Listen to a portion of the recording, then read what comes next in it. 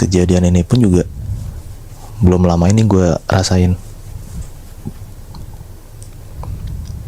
Baru beberapa bulan lalu gue itu ditinggal sendirian di rumah sama keluarga gue. Keluarga gue mau pergi buat halal bihalal di rumah saudara gue. Pas diajakin, gue tuh lagi ngerasa capek banget. Jadi gue bilang, adek di rumah aja mah. Gue dipanggil adek kalau di rumah. Oke. Pas gue tanya sama nyokap gue, mereka balik jam berapa? Mereka baliknya bilang paling lama jam 9, jam 10-an malam. Pas sebelum mereka pergi, nyokap gue mesen ke gue, adek jangan tidur dulu ya, biar pas mama sama yang lain pulang bisa ditelepon, jadi bisa langsung bukain pagar.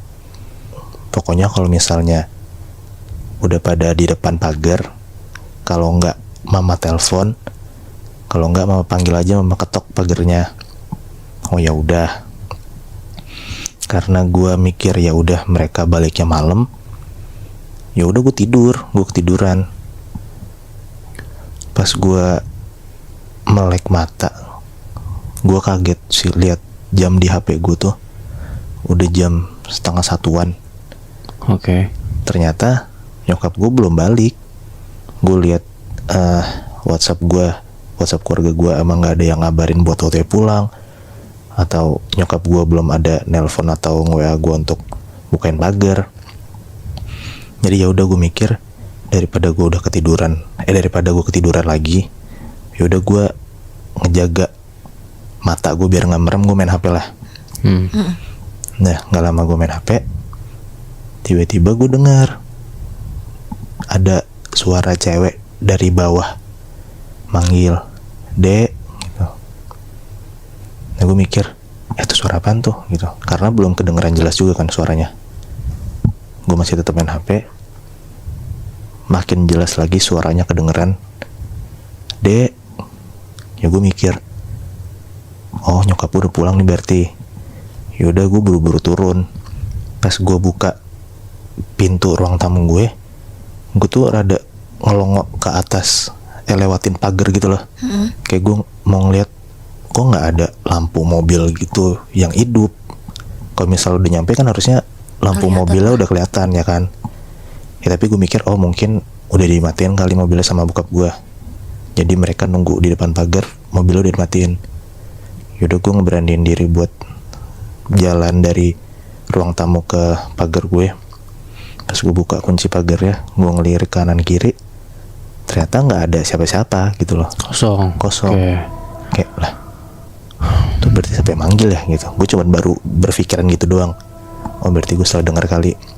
Dah gue ngunci pagar lagi, gue balik lagi ke ruang tamu, gue tutup pintu ruang tamu, gue balik lagi naik ke atas.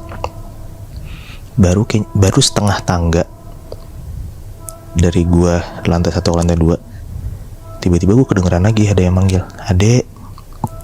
Nah pas pertama kali gue kedengeran gitu kan, gue kan di kamar. Ya gue pasti masih mikir, oh gue salah dengar kali gitu loh. Iya. Nah ini kan udah jelas banget gue masih di antara lantai 1 dan lantai 2 gitu loh, di tengah-tengah tangga. Dan gue bisa mastiin kalau misalnya gue nggak akan salah dengar lagi. Dan gue juga tahu kalau misalnya manggil gue adek, dan adek itu bukan nyokap gue. Di situ gue panik banget. Gue lari ke atas, gue buru-buru masuk kamar buat ngumpet. Gue masukin semua badan gue ke selimut. Gue nggak peduli mau ada suara siapapun lagi yang manggil gue adek. Gue nggak mau turun. Setelah sekian lama gue ngumpet, gue udah nggak denger kan suara yang manggil gue itu lagi. Tapi tiba-tiba ada satu hal yang mengharuskan gue banget untuk turun ke bawah. Gue tiba-tiba denger ada kayak suara orang ngedobrak pintu gue. Oke. Gue jelas banget denger. Tapi gue nggak tahu apakah itu emang beneran suara pintu atau bukan. Makanya mau nggak mau gue harus ngecek buat turun ke bawah dong. Gue soalnya mikirin takutnya beneran ada orang yang ngebobol rumah gue gitu loh. Nah ya udah, gue turun ke bawah buat ngecek. Pas gue lihat pintu ruang tamu gue ternyata ketutup. Ternyata bukan dari pintu ruang tamu gue sumber suara tadi. Nah setelah itu gue ngecek ke belakang. Pas gue nyampe di belakang, ternyata benar, sumber suara yang tadi gue denger di atas itu asalnya dari pintu taman belakang gue. Pintu taman belakang gue tiba-tiba kebuka sendiri. Padahal setiap malam, setiap jam 6 jam 7-an setelah maghrib, pintu taman belakang gue tuh pasti dikunci gitu loh. Nah gak pakai pikir panjang, gue langsung buru-buru nutup pintu gue. Gue langsung kunci pintu belakang taman gue. Baru banget gue jalan beberapa langkah, tiba-tiba gue denger pintu taman belakang rumah gue kuncinya kebuka sendiri. Lagi. Nah begitu gue nengok ke belakang, gue ngeliat jelas banget kalau misalnya gagang pintu taman belakang gue itu bergerak turun ke bawah, kayak ada yang ngebuka dari luar. Terus pelan-pelan pintunya kebuka dan gue bisa lihat jelas banget dari sela-sela pintu yang kebuka itu ada sosok kepala cewek muncul. Dia ngeliatin gue dan dia bilang, "Adek." Gue langsung lari masuk ke kamar gue. Dan semenjak kejadian itu, gue gak pernah berani lagi tinggal sendiri di rumah. Dan itu jadi momen terakhir gue untuk tinggal di rumah sendirian malam-malam. Intens banget sih anjing. Nyokap lu tahu kejadian itu nggak? Karena gue anaknya cerita apapun yang gue rasain, pas sesampainya nyokap gue di rumah, gue langsung ceritain semua yang gue alamin. Dan mereka emang ternyata pernah ngerasa kalau misalnya pintu belakang rumah gue itu emang sering kebuka. Oh.